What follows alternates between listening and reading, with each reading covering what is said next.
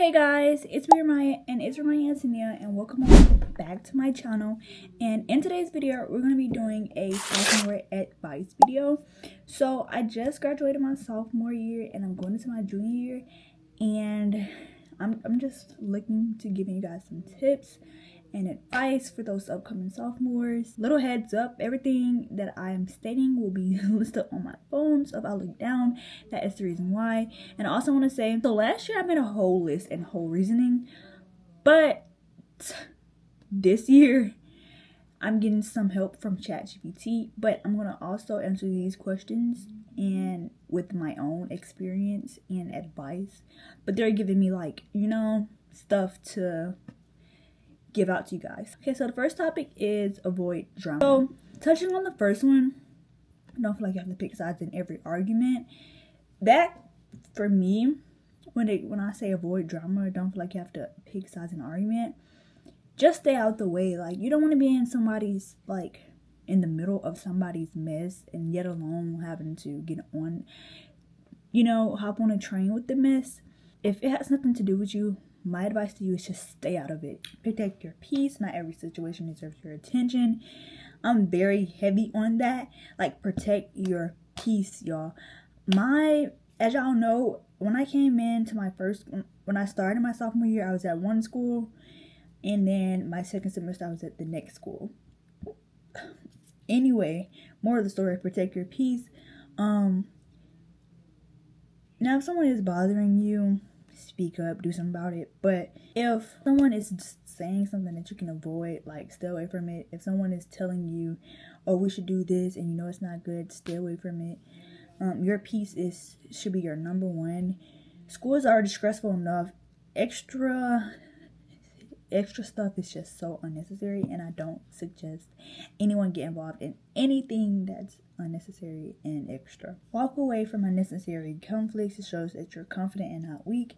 I can't really say too much on that personally, because I know me personally, somebody's trying to get at me in the wrong way. I want to get back at them, and that's just me being realistic. But if we're going to be mature about this whole conversation, maybe walking away would be the smartest thing to do. But if it's like a recurring thing, something has to be done about it. And even if that leads to a fight, it just leads to a fight. But do not let nobody pick on you. And if they, I don't know, it's different for everybody. But if you're one of those people that don't like to get involved with, like, physical things, altercations and stuff, just walk away. That's the best thing to do. And if that's not working, tell, like, a principal, not a teacher. You can tell the teacher, but tell somebody big in the system so they can really get in trouble for what they're doing to you. The next topic is mature mindset. Start thinking about your future now, not just today. I think that's a really good topic to touch on, because when you're a sophomore, and if you already selected your class, I think to take up pre-AP classes. I was in pre-AP English, so I'm gonna be in AP Lang next year. I was in advanced math my beginning of my first year, but I didn't want to join the one at my new school because it's way harder than what it was at my previous school, and I also didn't want to get in a pre-AP history because it's also more than what I did at my old school as well. So I think I made high school a little bit easier for me. But if you're staying at the same school and you know the standards, I think you should definitely do all pre-AP classes. Y'all already know my schedule. Last year was all advanced classes, but my second semester I only got into advanced English placement because the other ones are different levels than what I was doing at my last school. But yeah, start thinking about your future now, because if you're getting pre-AP classes, you'll start getting emails from colleges. I've been getting so many different emails from so many colleges to look into and stuff like that. I think that'll set you up for so much success, and you'll also, like, it's an honors class. The next one is accept constructive criticism without taking it personally. Yeah, that plays back with taking apart classes, any classes. If a teacher is telling you something, just listen. Don't take it personally. It's to better you, it's to help your grades, unless they're actually being weird and trifling. Then you can, but if they're trying to help you, just listen and try to understand. If you can't understand, do ask questions. Don't sit there and not understand and then be failing. The next one is be accountable for your mistakes instead of making excuses. This can be said about life as well. Be accountable. If you're being lazy, don't make up excuses of this happened. If you left some homework, don't make up excuses. Learn to manage your time instead of procrastinating. That's a very good one. I didn't really learn much time management, but do learn it. Sophomore year, a lot of us turn 16 sophomore year, so you'll be able to get a job. If you're thinking about getting a job, that's a lot. That's not easy, having school and a job. It plays with sports as well. Having two things at once, back to back, it's not an easy thing, but you just got to learn how you're going to do this. Like, what time you're going to go to work, what time you're going to go to sleep, what time you're going to wake up, when you're going to have a time to do your homework, all that good stuff. Stay humble. You don't need to prove yourself to anyone. There's no better way to say it. Like, I don't know, just be yourself. Stay true to yourself. Don't be a people pleaser. Next is friend/friend groups. Choose friends who encourage you to grow. So don't, I know a couple of people who hang around people who are bipolar and they are wishy-washy and they get attitudes and be rude to each. I don't give that energy off to nobody. Like, I'm not a wishy-washy person. If you don't got an attitude with me, I'm not gonna give you no attitude. So I expect the exact same thing. If somebody being weird, you feel me? Get them out your face, because they're not your real friend, or they just have a personality that is not really healthy for a friendship. So yeah, be around people who help you grow, help you do better, who inspire you to do better, all that good stuff. Do not be around anybody who will bring you down, because you want to go up. You want to go up in life, especially after high school. You're getting older, you want to go up, not down. Don't stay in friendships that constantly drain your energy. Heavy on that. If somebody pissing me off, I'm not gonna be your friend. I don't have to be around you. That goes for relationships as well, but we're gonna get into that in the next topic. But do not be around anybody who is getting on your nerves. They get on your nerves, and it's constantly. You don't have to put up with nobody. You don't have to put up with anybody. That goes for parents as well. You may have to put up with your parents because you live with them under their roof, but in general, you don't have to put up with anybody. Don't let anybody make you mad. That also plays back into keeping your peace. Don't be around nobody that drains you. The last one is, remember that everyone you meet is not meant to stay forever. Pretty much saying, maybe you met your best friend your freshman year, but that doesn't mean that they're gonna be your best friend your sophomore year. Everybody switch up. Times change, people change, you grow apart. So don't be expecting nobody to stay forever. Don't expect the same bonds. If somebody drifting away, just drift away. You can try to say the friendship. It's if it's really important to you, but don't force anything, and don't kiss no butt. Don't kiss nobody butt. Next topic is dating. So the first one is, don't rush into relationships because everyone else is dating.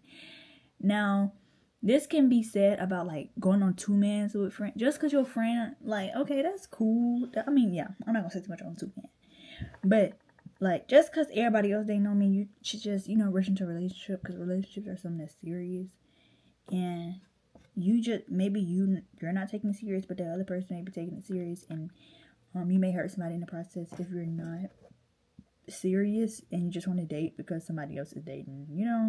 That's kind of weird, and that's kind of immature. The next one is, healthy relationships build on trust, respect, and communication. So don't be in a relationship with nobody that's toxic. If there's an issue, talk about it. Y'all, I should take my own words. Everything that I'm saying is not stuff some stuff ain't stuff like me. I'm the type of person, when it bothers me, I'm not finna let you know it bothers me. If you don't care, I don't care. And that's gonna be my mentality. But my advice to y'all, don't be like me, because it'll sometimes it's not a good feeling to have I don't care mindset all the time. Sometimes it is, because it's just nothing you can do about it. But all the time, that's not a good feeling to have. I love to sometimes feel like, oh, I should go do this without feeling like getting the ick. But if you like a person that's big on like communication and all that other stuff, please do that. Like it'll save some relationships. The next one is never chance you are just to make someone like you. Bars. Don't be yourself and they'll come. Like they will come. Trust someone who like you for you, not like this persona that you put on. And you just in high school, like, you know, don't switch up how you is. Because that just showed, like, especially if you have friends that know you wasn't like that before. I don't know, they just give like a pygmy. You give out pygmy. So don't be no pygmy. The next topic is sports. So I'm not gonna get too much into details with sports. Because I'm not an athlete anymore. But I am an athlete for 5 years now of basketball. And I can give y'all some tips, like, of being an athlete. But the things that ChatGPT gave me is be coachable and willing to learn. The next one is support your teammates instead of competing against them. So I'm like I said, I've been playing basketball for like 5 years now. I'm like both. I'm not gonna sit here and lie. I'm both. Like I love supporting my teammates. I love seeing, people get into the sport of basketball. I support everybody who do other sports too, but like basketball, my sport. And anybody who get into basketball, like I love that for them. But if I see somebody if I see somebody better than me, I'm gonna be like, oh, I need to, you feel me? I need to show them what Rymiah can do. I need to show them what Rymiah about. So yeah, I'm always in competition though. When it comes to basketball, it's always been some heated tension every season. Like it's always been some tension because y'all know, like I'm playing varsity in 9th grade. No, I was playing varsity my 10th grade year. It's always been some tension, bro. It's always been tension. But you don't want tension. Just always be supportive. Be supportive of anybody. And when I was competing with people, it was never like no bad intentions. It was just like a friendly competition type thing. And if it wasn't friendly, it was competition. Period. But yeah, it was never no ill will. The next one is take care of your body by sleeping well and staying hydrated. Heavy on staying hydrated. Cause I had a couple of days and a couple of games, a couple of practices where I didn't drink water. And I'll be at the game, keep licking my lips, mouth dry. It is not a good feeling.